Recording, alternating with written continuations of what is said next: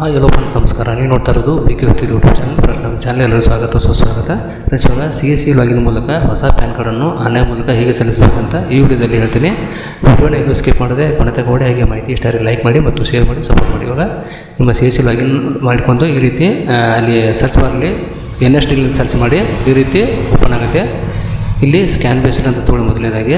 ಆಮೇಲೆ select type ತೊಗೊಳ್ಳಿ, PAN individual ಅಂತ. ಆಮೇಲೆ ಕ್ಯಾಟಗರಿ ತೊಗೊಳ್ಳಿ, ಇಂಡಿವಿಜುವಲ್ ಅಂತ. ಇಲ್ಲಿ ನೇಮ್ ಆಸ್ ಆಧಾರದಲ್ಲಿ ಯಾವ ರೀತಿ ನೇಮ್ ಇರುತ್ತೆ ಅದೇ ರೀತಿ ನೇಮನ್ನು ಇಲ್ಲಿ ಟೈಪ್ ಮಾಡಬೇಕಾಗುತ್ತೆ. ಆಮೇಲೆ ಮೊಬೈಲ್ ನಂಬರ್ ಹಾಕಿ, ಆಧಾರ್ ಕಾರ್ಡ್ ಲಿಂಕ್ ಇರ್ತಕ್ಕಂಥ ಮೊಬೈಲ್ ನಂಬರ್ ಹಾಕಿ. ನಿಮ್ಮ CSC ಮೂಲಕ ಇದು ಹೊಸ ಅಪ್ಡೇಟ್ ಬಂದಿದೆ. NSD ಪ್ಯಾನ್ ಅಪ್ಲಿಕೇಶನ್ ಹಾಕ್ಬೋದು. ಕರೆಕ್ಟಾಗಿ ನೋಡ್ಕೊಂಡು ಅಪ್ಲೈ ಮಾಡಿ. ನ್ಯೂ ಪ್ಯಾನ್ ಕಾರ್ಡ್ ಇದರಲ್ಲಿ ಹೊಸ ಚೇಂಜಸ್ ಬಂದಿದೆ, ಅದನ್ನ ಹೇಳ್ತೀನಿ. ಇಲ್ಲಿ ಪ್ಯಾನ್ ಸೆಲೆಕ್ಟ್ ಈ ಪ್ಯಾನ್ ಕಾರ್ಡ್ ಅಂತ ತೊಗೊಳ್ಳಿ. ಆಮೇಲೆ ನಿಮ್ಮ ಆಧಾರದಲ್ಲಿ ಯಾವ ರೀತಿ ಇದೆ ಅಥವಾ SLC ಮಾರ್ಕ್ಸ್ ಕಾರ್ಡಲ್ಲಿ ಯಾವ ರೀತಿ ಇದೆ ಆ ರೀತಿ ಡೇಟ್ ಆಫ್ ಬರ್ತನ್ನು ಮೆನ್ಷನ್ ಮಾಡಿ ಇಲ್ಲಿ. ಆಮೇಲೆ ನಿಮ್ಮ ಚಾಲ್ತಿರ್ತಕ್ಕಂಥ ಇಮೇಲ್ ಹಾಕಿ ಸಬ್ಮಿಟ್ ಕೊಡಬೇಕಾಗುತ್ತೆ. ಓಕೆ, ಇವಾಗ ಸಬ್ಮಿಟ್ ಅಂತ ಕೊಟ್ಟ ನಂತರ ಈ ರೀತಿ ಪೇಜ್ ಬರ್ತಿದೆ. ಇಲ್ಲಿ ಪ್ರೊಸೀಡ್ ಟು NSDL ಅಂತ ಕೊಟ್ಟಿದೆ, ಪೋರ್ಟಲ್ ಓಕೆ ಅಂತ ಕೊಡಿ. ಅದು KYC ಆಗುತ್ತೆ. ನಿಮ್ಮ CSC ರಿಜಿಸ್ಟರ್ ಇದ್ದವರು ನಿಮ್ಮ ಮೊಬೈಲ್ ನಂಬರ್ಗೆ ರಿಜಿಸ್ಟರ್ ಮಾಡ್ಕೊಂಡು ಅಥವಾ OTP ತೊಗೊಂಡು ವೆರಿಫೈ ಮಾಡ್ಕೊಳ್ಳಿ. ಅದನ್ನು OTP ಆಗಿದ ನಂತರ ಅಪ್ಲಿಕೇಶನ್ ಫಾರ್ಮ್ ಓಪನ್ ಆಗುತ್ತೆ. NSD ಪ್ಯಾನ್ ಕಾರ್ಡ್ದು ಅಪ್ಲಿಕೇಶನ್ ಫಾರ್ಮ್ ಓಪನ್ ಆಗ್ತಿದೆ. ಇಲ್ಲಿ ಸಬ್ಮಿಟ್ ಅಂತ ಕೊಡಿ. ಸಬ್ಮಿಟ್ ಕೊಟ್ಟ ನಂತರ ಇವಾಗ ಈ ರೀತಿ ಫಾರ್ಮ್ 93 ಅಂತ ಬಂದಿದೆ. ಈ ರೀತಿ ಬರುತ್ತೆ. ಇಲ್ಲಿ ಆಧಾರದಲ್ಲಿ ಯಾವ ರೀತಿ ಇದೆ ಅದೇ ರೀತಿ ಆಧಾರ್ ನಂಬರ್ ಹಾಕಿ ಮೊದಲನೇದಾಗಿ. ಕೆಳಗಡೆ ನಿಮ್ಮ ಆಧಾರ್ ಕಾರ್ಡ್ದಲ್ಲಿ ಯಾವ ರೀತಿ ಇದೆ ಆ್ಯಸ್ ಪರ್ ಆಧಾರ್ ಕಾರ್ಡ್ ಆ ರೀತಿ ನೇಮನ್ನು ಟೈಪ್ ಮಾಡಿ. ಇಲ್ಲಿ ನೇಮನ್ನು ಟೈಪ್ ಮಾಡಿ ಆಧಾರ್ ಕಾರ್ಡ್ ಇರೋ ರೀತಿ ನೇಮ್ ಟೈಪ್ ಮಾಡಬೇಕಾಗುತ್ತೆ.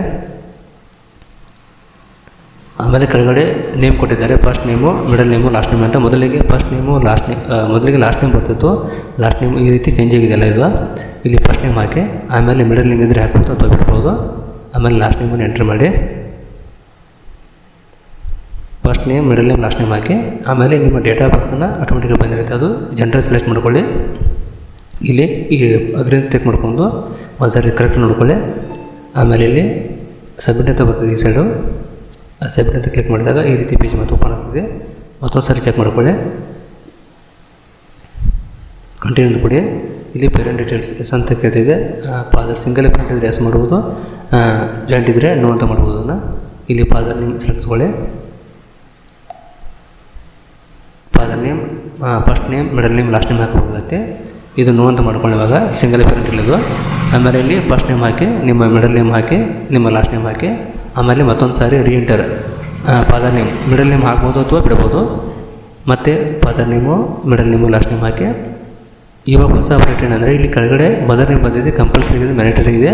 ಇಲ್ಲಿ ನಾವು ಮಿಡಲ್ ನೇಮ್, ಮದರ್ ನೇಮನ್ನು ಎಂಟ್ರಿ ಮಾಡಬೇಕಾಗುತ್ತೆ. ಮುಂಚೆ ಏನಿತ್ತು ಮದರ್ ನೇಮ್ ಎಂಟ್ರಿ ಮಾಡ್ತಿರಲಿಲ್ಲ, ಇವಾಗ ಕಂಪಲ್ಸರಿ ಎಂಟ್ರಿ ಮಾಡಬೇಕಾಗಿದೆ. ಮದರ್ ನೇಮ್ ರೀಎಂಟ್ರಿ ಮಾಡಿ. ಮತ್ತು ಇಲ್ಲಿ ಕೆಳಗಡೆ ಫಾದರ್ ನೇಮ್ ಅಂತ ಕೊಡಿ.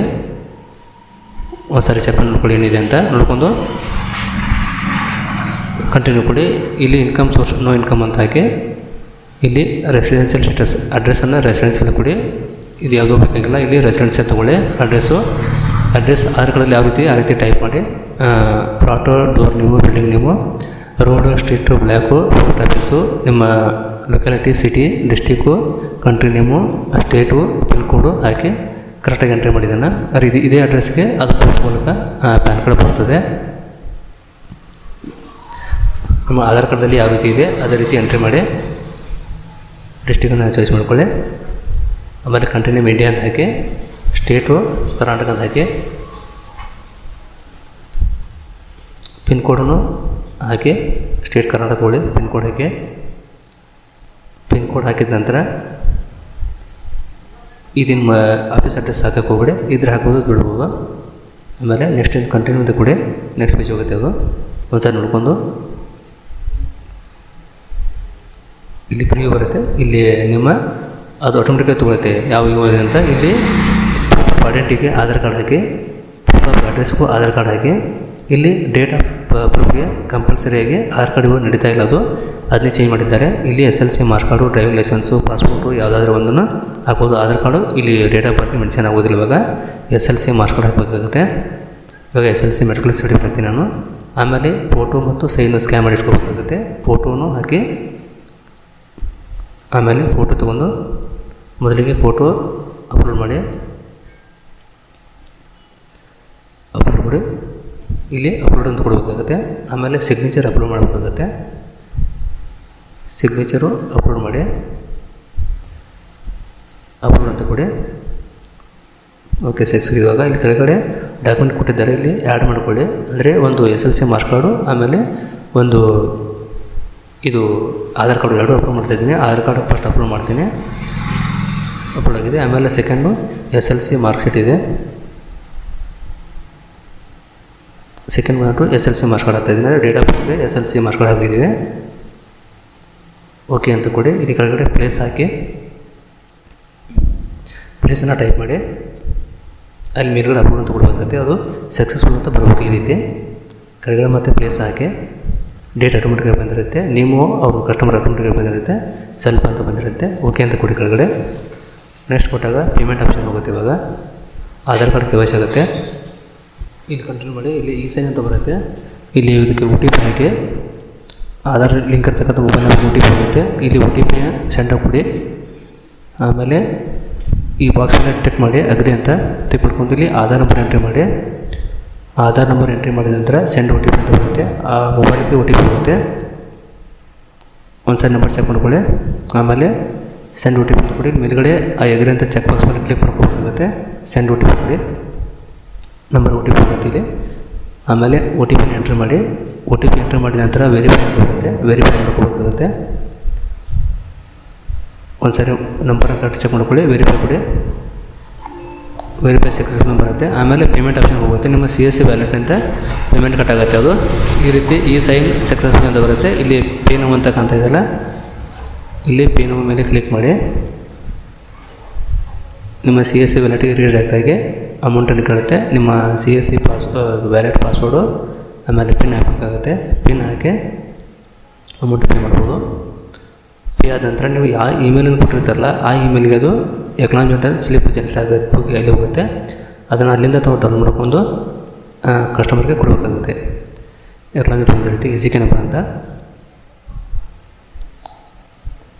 ಇಲ್ಲಿ ಪೇಮೆಂಟ್ ಹೋಗಿ ಪಾಸ್ವರ್ಡ್ ಹಾಕಿ ವ್ಯಾಲೆಟ್ ಅಂತ ಕೊಡಿ. ವ್ಯಾಲಿಡೇಟ್ ಕೊಟ್ಟ ನಂತರ ಮತ್ತೆ ವ್ಯಾಲೆಟ್ ಪಿನ್ ಕೇಳುತ್ತೆ. ವ್ಯಾಲೆಟ್ ಪಿನ್ ಹಾಕಿ ನೋಡಿ, ವ್ಯಾಲೆಟ್ ಪಿನ್ ಬಂದಿದೆ. ವ್ಯಾಲೆಟ್ ಪಿನ್ ಹಾಕಿ ಕೆಳಗಡೆ ಪೇ ಅಂತ ಕಾಣ್ತಾ ಇದೆಯಲ್ಲ, ಪೇ ಅಂತ ಆಪ್ಷನ್ ಮಾಡಿದ್ರೆ ಪೇಮೆಂಟ್ ಆಗುತ್ತೆ. ಇಲ್ಲಿ ಪೇಮೆಂಟ್ ಸಕ್ಸಸ್ ಅಂತ ಬಂದಿದೆ. ಇವಾಗ ಸಕ್ಸಸ್ ಆದ ನಂತರ ನಿಮ್ಮ ರಿಜಿಸ್ಟರ್ ಇಮೇಲ್ಗೆ ಯಾವ ಇಮೇಲ್ ಕೊಟ್ಟಿರ್ತಾರೆ ಆ ಇಮೇಲ್ಗೆ ಹೋಗಿರುತ್ತೆ. ಅದು PDF ಇಲ್ಲಿ ಕೊಟ್ಟಿದ್ದಾರೆ, ಅಲ್ಲಿ ಹೋಗಿ ಡೌನ್ಲೋಡ್ ಮಾಡ್ಕೋಬೋದು. ಇವಾಗ ಮೇಲ್ ಓಪನ್ ಮಾಡೋಣ. ಮೇಲ್ ಓಪನ್ ನಂತರ ಇಲ್ಲಿ ಮೇಲ್ ಬಂದಿದೆ ನೋಡಿ, ಪ್ಯಾನ್ ಅಂತ. ಇಲ್ಲಿ ರಿಸಿಪ್ಟ್ ಅಂತ ಇದೆ, ಅದನ್ನು ಓಪನ್ ಮಾಡ್ಕೊಳ್ಳಿ. ಅಲ್ಲಿ ನೀವು ಆಧಾರ್ ಕಾರ್ಡ್ ಇರುತ್ತೆ, ಡೇಟ್ ಆಫ್ ಬರ್ತ್ ಎಂಟ್ರ್ ಮಾಡಿ. ಪಾಸ್ವರ್ಡು ಡೇಟ್ ಆಫ್ ಬರ್ತ್ ಆಗಿರುತ್ತೆ. ಇದನ್ನು ಎಂಟ್ರಿ ಮಾಡಿದ ನಂತರ ಸಬ್ಮಿಟ್ ಅಂತ ಕೊಡಿ. ಅಲ್ಲಿ ಅಪ್ಲಿಕೇಶನ್ ಫಾರ್ಮ್ ಓಪನ್ ಆಗುತ್ತೆ. ಅವಾಗ ನೋಡಿ, ಇದು ಎಕನಾಮಿ ಬಂದಿದೆ. ಇದನ್ನು ಕಸ್ಟಮರ್ಗೆ ಪ್ರಿಂಟ್ ತೆಗೆದುಕೊಡ್ಬೋದು. ಈ ರೀತಿ CSC ಮೂಲಕ ಪ್ಯಾನ್ ಕಾರ್ಡನ್ನು ಅರ್ಜಿಯನ್ನು ಸಲ್ಲಿಸಬಹುದಾಗಿದೆ. ತಮಗೆ ಈ ಮಾಹಿತಿ ಇಷ್ಟ ಆಗಿದೆ ಅನ್ಕೊತೀನಿ. ಇಷ್ಟ ಆದರೆ ಲೈಕ್ ಮಾಡಿ ಮತ್ತು ಶೇರ್ ಮಾಡಿ ಹಾಗೂ ಸಪೋರ್ಟ್ ಮಾಡಿ. ಓಕೆ ಫ್ರೆಂಡ್ಸ್, ವಿಡಿಯೋ ನೋಡೋಕ್ಕೆ ತುಂಬ ಧನ್ಯವಾದಗಳು. Thanks for watching. ಜೈ ಹಿಂದ್, ಜೈ ಕರ್ನಾಟಕ. ಹೀಗೆ ನಾವು ಸಪೋರ್ಟ್ ಮಾಡಿ ಮತ್ತು ವಿಡಿಯೋನ ಶೇರ್ ಮಾಡಬೇಕನ್ನ ಎಲ್ಲರೂ CSC ಫ್ರೆಂಡ್ಸ್ಗೆ ನಿಮ್ಮ ವಿಡಿಯೋನ ಶೇರ್ ಮಾಡಿ. CSC VLE ಮಿತ್ರರಿಗೆ ಶೇರ್ ಮಾಡಿ. ಹೊಸ ಅಪ್ಡೇಟ್ ಬಂದಿದೆ ಪ್ಯಾನ್ ಕಾರ್ಡ್ನಿಂದ, ಈ ರೀತಿ ಅರ್ಜಿಯನ್ನು ಸಲ್ಲಿಸಬಹುದಾಗಿದೆ. Okay, thanks for watching. ಜೈ ಹಿಂದ್, ಜೈ ಕರ್ನಾಟಕ.